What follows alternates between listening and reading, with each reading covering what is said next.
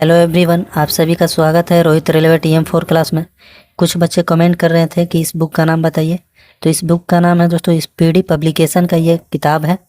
आप लोग जाकर बुक स्टॉल से ले सकते हैं और इसमें सभी प्रश्न साइंस के प्रीवियस ईयर क्वेश्चन पेपर हैं और सेट प्रैक्टिस क्वेश्चन भी। वीडियो को पूरा देखिएगा। तो आज का पहला प्रश्न देखते हैं कि पृथ्वी का पलायन वेग कितना होता है। पृथ्वी का यानी पृथ्वी के लिए पलायन वेग का मान कितना होता है। तो ये 11.2 किलोमीटर पर सेकेंड। तो इसका राइट आंसर हो जाएगा ऑप्शन ए, 11.2 किलोमीटर पर सेकेंड। नेक्स्ट क्वेश्चन देखते हैं कि अपेक्षिक घनत्व किससे मापा जाता है। जो अपेक्षिक घनत्व होता है दोस्तों वो किससे मापा जाता है।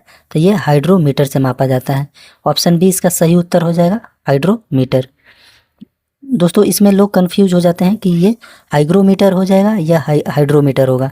तो अपेक्षिक घनत्व है दोस्तों, तो इसको हाइड्रोमीटर से मापा जाता है। अगला नंबर प्रश्न है कि द्रव का ताप बढ़ने पर पृष्ठ तनाव क्या होता है। अगर द्रव का यानी लिक्विड का अगर हीट बढ़ाएंगे यानी टेम्परेचर बढ़ाने पर तो वो पृष्ठ तनाव क्या हो जाएगा, सरफेस टेंशन। तो इसका घट जाएगा। तो ऑप्शन ए इसका सही उत्तर है दोस्तों, ये घट जाएगा दोस्तों। नेक्स्ट क्वेश्चन है कि जमने पर पानी का घनत्व क्या होता है। यानी पानी से बर्फ जब जमता है तो पानी का घनत्व क्या होता है। तो ये घट जाता है। बर्फ से या पानी से अगर बर्फ में जमता है तो पानी का घनत्व बताना है कि वो बढ़ेगा या घटेगा। तो वो घट जाता है। ऑप्शन बी इसका सही उत्तर हो जाएगा दोस्तों। अगर यहाँ पर रहता कि पानी से अगर बर्फ में जम रहा तो पानी का आयतन बढ़ेगा या घटेगा, तो आयतन बढ़ता है और घनत्व घट जाता है। नेक्स्ट क्वेश्चन देखते हैं कि दाब किस पर निर्भर करता है। जो प्रेशर है वो किस पर निर्भर करता है। तो ये आपके क्षेत्रफल पर निर्भर करता है। ऑप्शन सी इसका सही उत्तर हो जाएगा, क्षेत्रफल। आगे बढ़ते हैं। अगला नंबर प्रश्न है कि सूर्य के लिए पलायन वेग का मान कितना होता है। यानी सूर्य के लिए पलायन वेग का मान कितना होता है। तो ये 42 किलोमीटर पर सेकेंड। 42 किलोमीटर पर सेकेंड जो कि सूर्य के लिए पलायन वेग का मान होता है दोस्तों। ऑप्शन सी इसका सही उत्तर हो जाएगा। आप लोग से बस एक रिक्वेस्ट है दोस्तों कि आप लोग मेरे चैनल पर नए हैं तो चैनल को सब्सक्राइब कर लीजिएगा, दोस्तों में शेयर भी कर दीजिएगा, और वीडियो अच्छा लग रहा हो तो वीडियो को लाइक भी कर दीजिएगा दोस्तों। अगला नंबर प्रश्न है कि दूध से क्रीम निकालने पर घनत्व क्या होता है। दूध से क्रीम जब निकलता है दोस्तों तो घनत्व हो जाता है, बढ़ जाता है दोस्तों। ठीक है, इसका राइट आंसर हो जाएगा बी, यानी बढ़ जाता है दोस्तों। दूध से क्रीम अगर निकल जाता है तो घनत्व बढ़ जाता है। अगला नंबर प्रश्न है कि दूध की शुद्धता किस में मापी जाती है। यानी दूध की शुद्धता किससे मापी जाती है। तो ये लैक्टोमीटर से। ऑप्शन सी इसका सही उत्तर हो जाएगा, लैक्टोमीटर। अगला नंबर प्रश्न है कि घनत्व का एसआई मात्रक क्या है।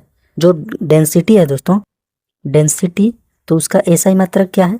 तो ये किलोग्राम पर मीटर क्यूब, किलोग्राम पर मीटर क्यूब। ऑप्शन ए इसका सही उत्तर हो जाएगा। नेक्स्ट क्वेश्चन है कि हाइड्रोमीटर एवं लैक्टोमीटर किस सिद्धांत पर कार्य करती है। हाइड्रोमीटर और लैक्टोमीटर किस सिद्धांत पर कार्य करती है। तो ये पलायन के सिद्धांत पर, यानी आर्किमिडीज के सिद्धांत पर। पलायन का जो ये सिद्धांत किसने, उत्प्लावन बल का सिद्धांत किसने दिया था। तो ये आपके आर्किमिडीज ने। और वो आर्किमिडीज के सिद्धांत पर ही कार्य करता है कौन। तो ये उत्प्लावन बल। और ये जो हाइड्रोमीटर है और लैक्टोमीटर ये किस सिद्धांत पर कार्य करते हैं। तो ये आर्किमिडीज के सिद्धांत पर कार्य करता है। तो इसका राइट आंसर हो जाएगा ऑप्शन डी। यहाँ पर देना चाहिए दोस्तों आर्किमिडीज के सिद्धांत। ठीक है, आगे बढ़ते हैं। अगला नंबर प्रश्न है कि जब बर्फ शुद्ध जल में तैरती है तो उसका कितना भाग पानी के ऊपर रहता है। जब बर्फ शुद्ध जल में तैरती है तो उसका कितना भाग पानी के ऊपर रहता है। तो ये 1/10 भाग। ऑप्शन डी इसका सही उत्तर हो जाएगा, 1/10 भाग। अगला नंबर प्रश्न है कि समुद्र तल पर औसत वायुदाब कितना होता है। समुद्र तल पर औसत वायुदाब कितना होता है। तो ये 76 सेंटीमीटर। ऑप्शन सी इसका सही उत्तर हो जाएगा, 76 सेंटीमीटर। देखिए दोस्तों, ये रेलवे सामान्य विज्ञान के ये सेट नंबर 14 है। इससे पहले दोस्तों मैं 1 से लेकर 13 तक सेट पेपर करा दिया हूँ। अगर आप लोग को देखना है पूरा वीडियो तो सभी का प्लेलिस्ट बना दिया हूँ दोस्तों। एक एक करके सेट नंबर 1 सेट नंबर 2 करके ऐसे ही प्लेलिस्ट में डाल दिया हूँ। अगर आप लोग पूरा देखना चाहते हैं तो वीडियो को प्लेलिस्ट में जाकर देख सकते हैं। अगला नंबर प्रश्न देखते हैं कि मात्रा बदलने पर किसमें कोई परिवर्तन नहीं होता है। मात्रा बदलने पर किसमें कोई परिवर्तन नहीं होता है। तो ये आपके घनत्व में कोई परिवर्तन नहीं होता है। ऑप्शन सी इसका सही उत्तर हो जाएगा, घनत्व। अगला नंबर प्रश्न है कि हीरा का अपवर्तनांक कितना होता है। हीरा का अपवर्तनांक कितना होता है? तो 2.42 होता है दोस्तों। तो यहाँ पर दिया है 2.417, ये इसका सही उत्तर हो जाएगा। कहीं कहीं दिया रहता है 2.42, ठीक है। तो उसी अनुमान आप लोग याद रखिएगा 2.417, ठीक है। तो राइट आंसर ऑप्शन बी हो जाएगा। अगला नंबर प्रश्न है कि बैरोमीटर के पठ्यांक का अचानक गिरना किसका संकेत है? अचानक गिरना है दोस्तों, ये आंधी तूफान का संकेत है। ऑप्शन बी इसका सही उत्तर हो जाएगा, आंधी तूफान। अचानक गिरना दोस्तों, बैरोमीटर के पठ्यांक का अचानक गिरना आंधी तूफान का, ठीक है। आगे बढ़ते हैं। अगला नंबर प्रश्न है कि हवा का वाष्प घनत्व कितना होता है? हवा का वाष्प घनत्व, ये भी दोस्तों बहुत शानदार प्रश्न है, आप लोगों ने बहुत ही कम देखा होगा कि हवा का वाष्प घनत्व कितना होता है। तो ये 14.4 होता है। ऑप्शन डी इसका सही उत्तर हो जाएगा, 14.4। अगला नंबर प्रश्न है कि बादल वायुमंडल में क्यों तैरते हैं? बादल वायुमंडल में क्यों तैरते हैं? तो ये कम घनत्व के कारण, कम डेंसिटी यानी लो डेंसिटी के कारण बादल जो है वायुमंडल में तैरते हैं। बहुत ही शानदार प्रश्न है, तो ऑप्शन बी इसका सही उत्तर हो जाएगा। अगला नंबर प्रश्न है कि अपेक्षित आर्द्रता किससे मापी जाती है? अपेक्षित आर्द्रता, देखिए दोस्तों यहाँ पर आर्द्रता दे दिया, तो किससे मापी जाती है? तो ये हाइग्रोमीटर से मापी जाती है। ऑप्शन बी इसका सही उत्तर हो जाएगा, हाइग्रोमीटर। हाइड्रोमीटर नहीं दोस्तों, ये हाइग्रोमीटर, आर्द्रता को मापी जाती है हाइग्रोमीटर में। अगला नंबर प्रश्न है कि वायुमंडलीय दाब की इकाई क्या है? वायुमंडलीय दाब की इकाई क्या है? तो बार है दोस्तों। वायुमंडलीय दाब की इकाई बार होता है। दोस्तों आप लोग को वीडियो अच्छा लग रहा है तो वीडियो को जरूर शेयर करिएगा और ज़्यादा से ज़्यादा अपने दोस्तों में शेयर करिए, ठीक है। बढ़िया लग रहा हो तो दोस्तों लाइक भी करिएगा, बहुत मेहनत लगता है दोस्तों। आगे बढ़ते हैं। अगला नंबर प्रश्न है कि बैरोमीटर के पठ्यांक का धीरे धीरे गिरना किसका संकेत देता है? धीरे धीरे गिरना यानी दोस्तों यानी वर्षा का संकेत है। तो ऑप्शन ए इसका सही उत्तर हो जाएगा, वर्षा। अगला प्रश्न है कि चंद्रमा के लिए पलायन वेग का मान कितना होता है? चंद्रमा के लिए पलायन वेग का मान कितना होता है? तो ये 2.38 किलोमीटर पर सेकेंड। अभी दोस्तों हम लोगों ने पढ़ा कि पृथ्वी के लिए पलायन वेग का मान कितना होता है, तो 11.2 किलोमीटर पर सेकेंड पृथ्वी के लिए यानी अर्थ के लिए। यहीं पर सूर्य के लिए पूछा तो ये 42 किलोमीटर पर सेकेंड। और चंद्रमा के लिए यानी चंद्रमा के लिए, मून के लिए दोस्तों आपका कितना हो जाएगा? तो ये 2.38 किलोमीटर पर सेकेंड। ये तीनों आप लोग को याद रखना है। तो ऑप्शन डी इसका सही उत्तर हो जाएगा, 2.38 किलोमीटर पर सेकेंड। अगला प्रश्न है कि पृष्ठ तनाव का मात्रक होता है, जो सरफेस टेंशन है उसका मात्रक क्या होता है दोस्तों? तो ये न्यूटन पर मीटर, न्यूटन पर मीटर। ऑप्शन बी इसका सही उत्तर हो जाएगा। पृष्ठ तनाव बराबर क्या होता है? Force by length, force by length यानी फोर्स को इसका मात्रक क्या होता है? न्यूटन होता है। और लेंथ का क्या हो जाएगा? मीटर में, तो न्यूटन पर मीटर हो जाएगा। अगला प्रश्न है कि जमने पर पानी का आयतन, देखिए दोस्तों पानी जब जम जाता है बर्फ के रूप में तो उसका आयतन क्या हो जाता है? तो आयतन बढ़ जाता है, लेकिन वहीं पर घनत्व क्या हो जाएगा? घट जाएगा। तो ऑप्शन बी इसका सही उत्तर है। दोस्तों इसमें लोग कंफ्यूज हो जाते हैं, तो आप लोग को बढ़िया से याद रखना है, आयतन बढ़ता है घनत्व घट जाता है। अगला प्रश्न है कि किसी सतह के एकांक क्षेत्रफल पर लगने वाला बल क्या कहलाता है? किसी सतह के एकांक क्षेत्रफल पर लगने वाला बल क्या कहलाता है? तो ये आपका दाब कहलाता है दोस्तों। ऑप्शन बी इसका सही उत्तर हो जाएगा, दाब। हम लोग जानते हैं कि प्रेशर इक्वल टू क्या होता है? Force by area, force by area. तो ये फोर्स का मात्रा क्या होता है? न्यूटन। और एरिया क्या हो जाएगा दोस्तों? आपका मीटर स्क्वायर, और न्यूटन पर मीटर स्क्वायर हो जाएगा इसका, ठीक है, दाब का ऐसा यूनिट। और इसको दोस्तों ये जो क्वेश्चन है बहुत ही बढ़िया शानदार प्रश्न है कि किसी सतह के एकांक क्षेत्रफल पर लगने वाला बल क्या कहलाता है? तो दाब कहलाता है। ऑप्शन बी इसका सही उत्तर हो जाएगा।